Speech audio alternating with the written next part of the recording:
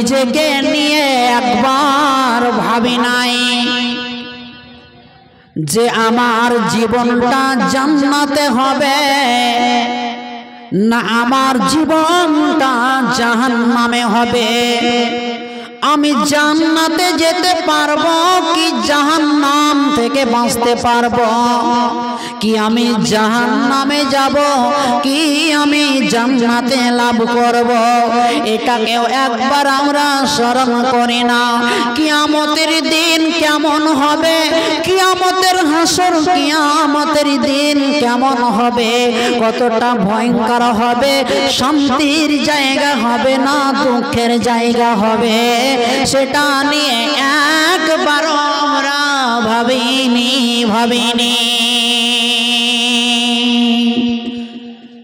যেটা আমাদের অপেক্ষা করছে, যেই জায়গাটা আমার জন্য আপনার জন্য অপেক্ষা করছে, সেটাই হচ্ছে হাসর ও কিয়ামত।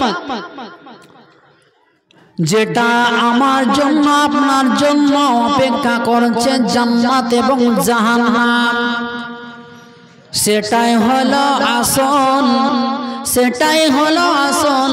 কিন্তু আমরা জান্নাতকে বলে ভুলে গেছি, জাহান্নামকে বলে ভুলে গেছি।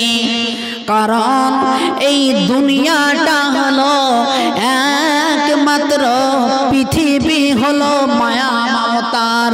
এই দুনিয়া হলো টাকা পয়সার লোভ, এই দুনিয়া হলো রং তামাশার লোভ।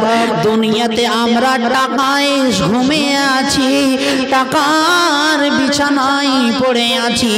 এই জন্য জান্নাতকে বলে ভুলে গেছি, জাহান্নামকে বলে ভুলে গেছি।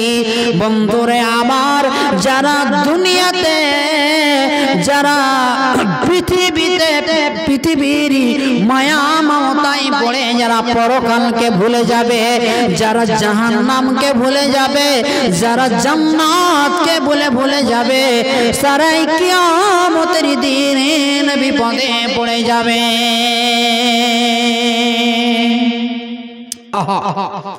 কি ভয়ানক সময়টা, কি ভয়ানক একটা দিন।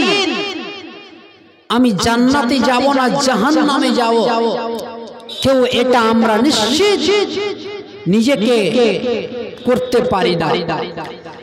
জান্নাতে কে যাবে, কে জাহান্নামে যাবে, জান্নাতকে যাবে, কে জাহান্নাম থেকে মুক্ত পাবে, এই খবর আল্লাহ ছাড়া কেউ জানে না। আল্লাহর নবী জনাবে মুহাম্মদুর রাসূলুল্লাহ সাল্লাল্লাহু আলাইহি ওয়াসাল্লাম বলেন, পৃথিবীর মানুষ, কোন মানুষ নিজের আমল দ্বারা, নিজের সৎকর্ম দ্বারা নিজের জান্নাতে যেতে পারবে না। সেই লোকটা নিজের কর্ম দ্বারা জাহান্নাম থেকে বাঁচতে পারবে না। আল্লাহর নবীকে সাহাবারা প্রশ্ন করছেন, ওগো আল্লাহর নবী, আপনিও কি নয়, আপনিও কি কিয়ামতের মাঠে আল্লাহর দয়া ছাড়া জান্নাতে যেতে পারবেন না?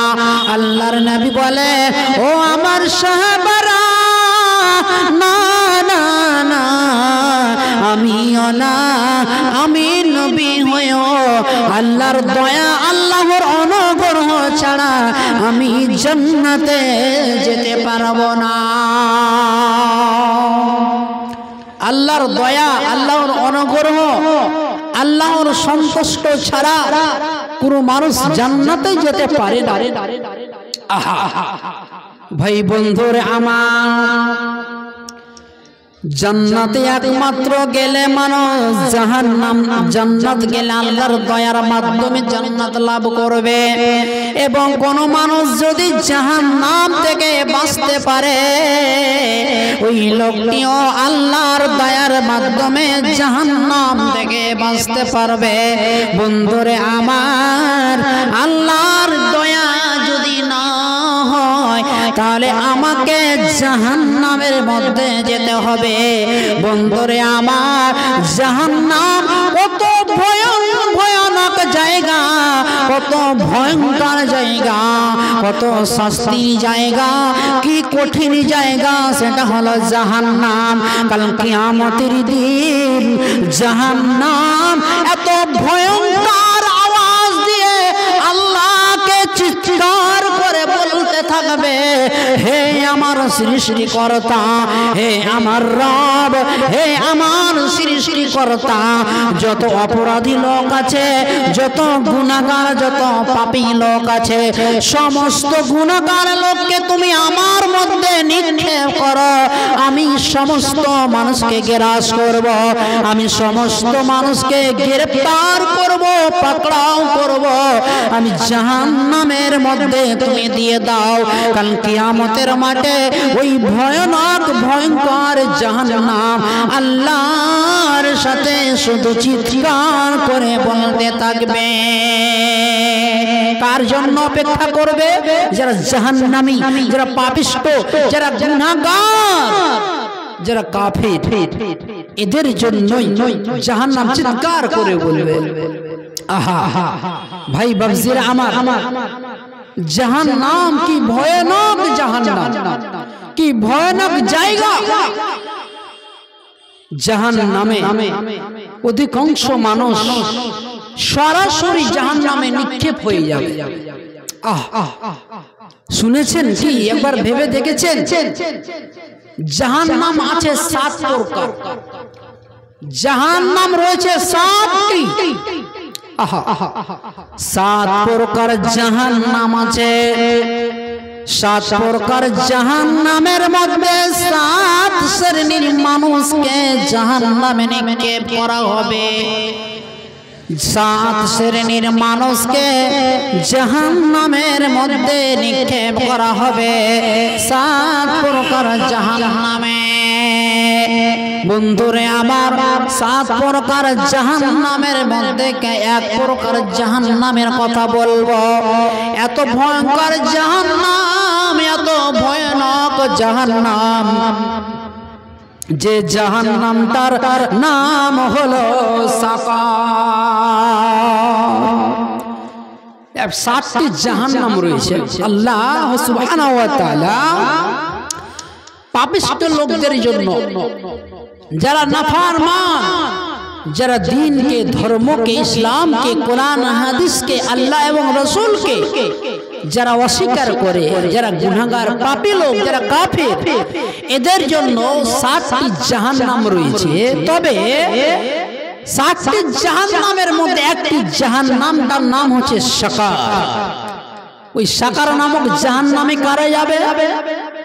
শুনে রাখি আমরা, একবার জেনে রাখা দরকার। সাকার নামক জাহান্নামে কিয়ামতের দিন সরাসরি জাহান্নামে নিক্ষেপ করে দিবেন আমার আল্লাহ। ফেরেশতাদেরকে হুকুম করবে, ও আমার ফেরেশতা দলেরা, সাকার নামক জাহান্নামে এদেরকে ফেলে দাও। সাকার নামক জাহান্নামে কারা যাবে ঘোষণা করা হয়েছে। মা সালাকাকুম ফি সাকার ক্বালু লাম নাকু মিনাল মুসাল্লিন ওয়া লাম নাকু নুত'ইমুল মিসকিন। জাহান্নামীরাকে সরাসরি জাহান্নামে, সাকার নামক জাহান্নামে নিক্ষেপ করে দিবেন। জিজ্ঞাসা করা হবে ওই সাকার নামক জাহান্নামীকে, মা সালাকাকুম ফি সাকার, কিসে তোমাদেরকে সাকার নামক জাহান্নামে নিয়ে আসলো বলো। ওই সাকার নামক জাহান্নামে যারা যাবে তারা জবাবে বলবে, ক্বালু লাম নাকু মিনাল মুসাল্লিন, আমরা দুনিয়াতে সালাত আদায় করতাম না, দুনিয়াতে আমরা নামাজ আদায় করতাম না।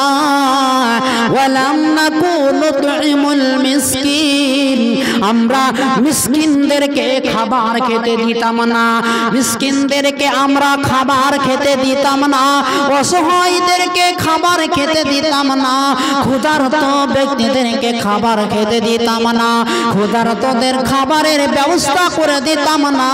ওই জাহান্নামীরা ওই সাকার নামক জাহান্নামে সরাসরি চলে যাবে।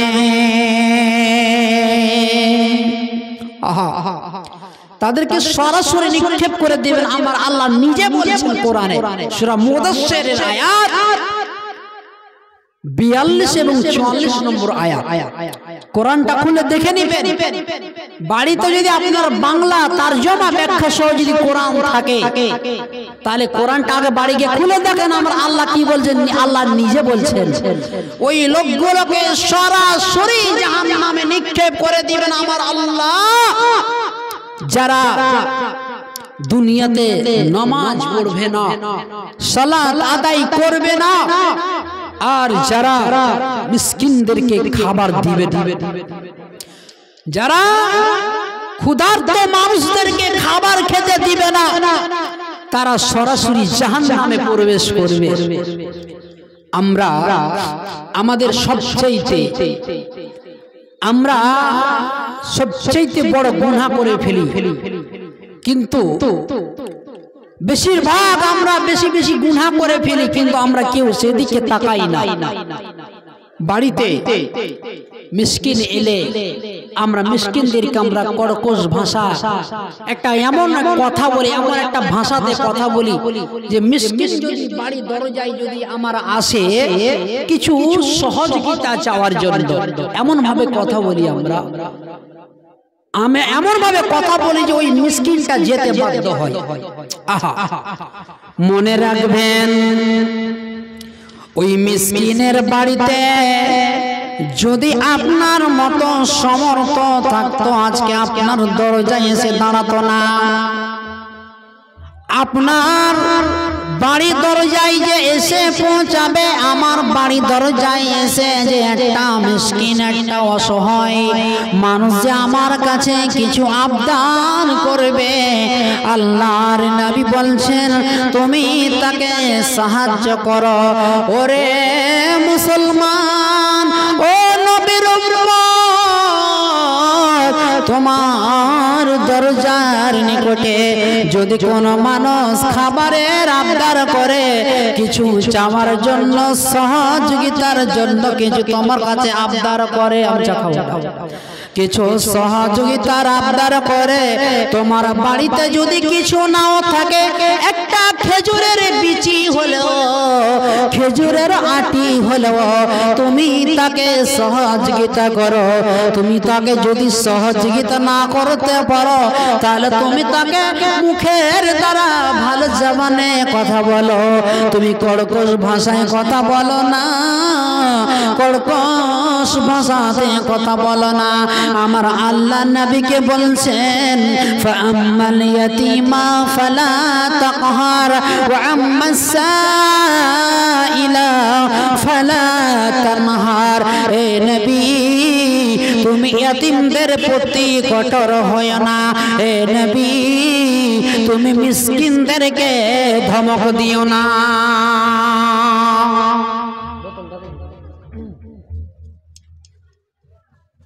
জি, আল্লাহ নিজে বলছেন, রসুলকে নবীকে বলছেন।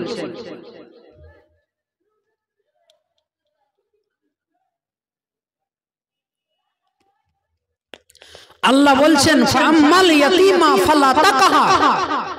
হে নবী, তুমি ইয়াতীমদের প্রতি কঠোর হয়ো না। এর মানে হে নবী, এতিমদেরকে অবহেলা করো না, এতিমদেরকে ছোট মনে করো না। ওয়া আম্মাস সাইলা ফালা তানহার, তুমি মিসকিনদেরকে ধমক দিও না। মিসকিনদের প্রতিও তুমি কঠোর হইও না। আল্লাহু আকবার। আমরা মিসকিনদের প্রতি আমরা অহংকার দেখাই। একটা বাড়িতে যখন একটা কোনো অসহায় সবারই আসে, একটা সওয়ালই আসে, বাড়ির এসে কি সহযোগিতার জন্য আসে, তখন আমরা এমন একটা কথা বলি, কি বলে থাকি, তোমার কাজ কাম নাই, তুমি প্রত্যেক সপ্তাহে তুমি আমার বাড়ি আসো, তোমার কাজ কাম ধান্দা নাই, আমার বাড়ি তুমি পেয়েছো, আমার দরজায় তোমাকে আসতে হবে, প্রত্যেক তোমাকে মাসে দেখতে পাই, প্রত্যেক তোমাকে সপ্তাহে দেখতে পাই। এত বড় মুর্শিদাবাদের মাটি আছে, এত বড় এলাকা আছে, তুমি আমার বাড়িতে তুমি আসতে পাও, তোমাকে লজ্জা লাগে না? একটা মিসকিন একটা সওয়ালিকে আমরা এইভাবে কর্কশ ভাষাতে করে কথা বলে থাকি। কিন্তু মনে রাখেন, আপনি যদি একটা ওই সওয়ালি একটা মিসকিনকে যদি আপনি সাহায্য সহযোগিতা না করতে চান, ভালো জবানে তাকে একটা কথা বলুন, ভালো জবানে একটা তাকে সুন্দরভাবে ভাষা বলুন, যে ওই ভাষাতে যেন ওই মিসকিন ওই সওয়ালিটি যেন সন্তুষ্ট পায়। আহা, শুধু দিলে হয় না, শুধু খিলালে হয় না, শুধু মুখে যদি অন্তর একটা নরম ভাষাতে ভদ্র ভাষায় যদি আপনি একটা শান্তভাবে ওই মিসকিন ওই সওয়ালিকে যদি আপনি কথা বলেন, ওই সওয়ালিটার মনে সন্তুষ্ট হয়ে যাবে। আহা, কিয়ামতের দিন হাদিস মুসলিম এবং হাদিসে কুদসিতে আমার আল্লাহ বলেছেন, কিয়ামতের দিন আল্লাহ আপনাকে আমাকে প্রশ্ন করবেন।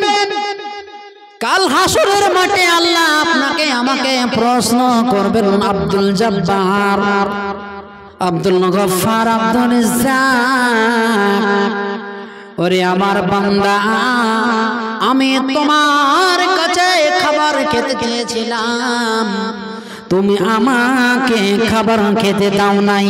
আল্লাহ জিজ্ঞাসা করবে আপনাকে আমাকে কাল কিয়ামতের মাঠে।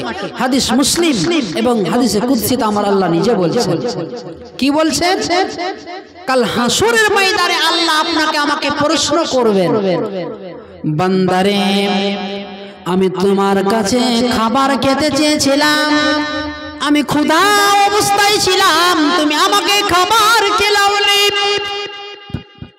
বান্দারা জবাবে বলবে, হে আমার সৃষ্টিকর্তা, হে আমার প্রভু, হে আমার পালনকর্তা, হে আমার রব, আমরা আপনাকে কি করে, আমি আপনাকে কি করে খাবার খাওয়াবো, কি করে কিভাবে আপনাকে খাবার খাওয়াতাম? আপনি তো সারা বিশ্বের রব, আপনি তো আমাদের প্রভু, আপনি তো আমাদের আল্লাহ, কিভাবে আপনাকে দুনিয়াতে খাবার খাওয়াতাম? আল্লাহ তখন জবাবে বলবেন, বান্দারে, তোমাদের দক্ষিণ গাজীনগর গ্রামে তোমার দরজায় একটা লোক এসেছিল। আল্লাহ জবাবে বলবেন, বান্দা, তোমার কাছে তোমার দরজার সামনে একটা ক্ষুধার্ত লোক তোমার কাছে এসেছিল, দুটি খাবারের আবদার করেছিল। সেই লোকটা ক্ষুধা অবস্থায় ছিল, তোমার কাছে খাবার খেতে চেয়েছিল, তুমি তাকে খাবারের ব্যবস্থা করে দাওনি। তুমি যদি সেই ক্ষুধার্ত লোকটাকে তুমি আর বাড়ি থেকে যদি খাবার ব্যবস্থা করে দিতে, ওই খাবারটা একমাত্র আমাকে খাওয়ানো হয়ে যেত। আল্লাহু আকবার, সুবহানাল্লাহ। আল্লাহ নিজে বলবেন যে আমার অমুক বান্দা না খেয়েছিল, তুমি যদি তাকে খাবারের ব্যবস্থা করে দিতে, তাহলে আমার দয়া, আমার সন্তুষ্ট, আমার অনুগ্রহ ওই বান্দার নিকটে ছিল। সুবহানাল্লাহ, আল্লাহু আকবার।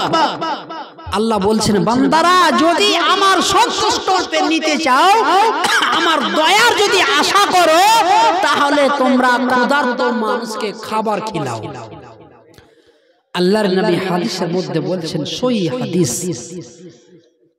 সব ইসলামের সর্বশ্রেষ্ঠ আমল হয়েছে। ইসলামের মধ্যে সর্বশ্রেষ্ঠ আমল হচ্ছে, সবচেয়ে পাওয়ারফুল আমল হলো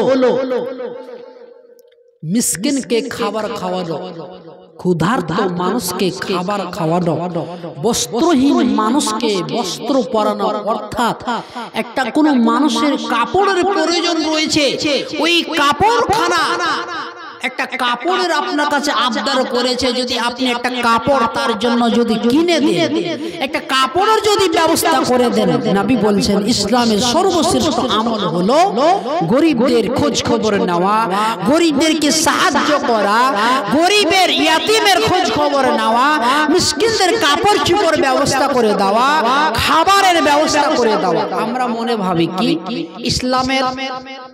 ইসলামের মধ্যে সর্বোত্তম আমল হলো নামাজ। নামাজ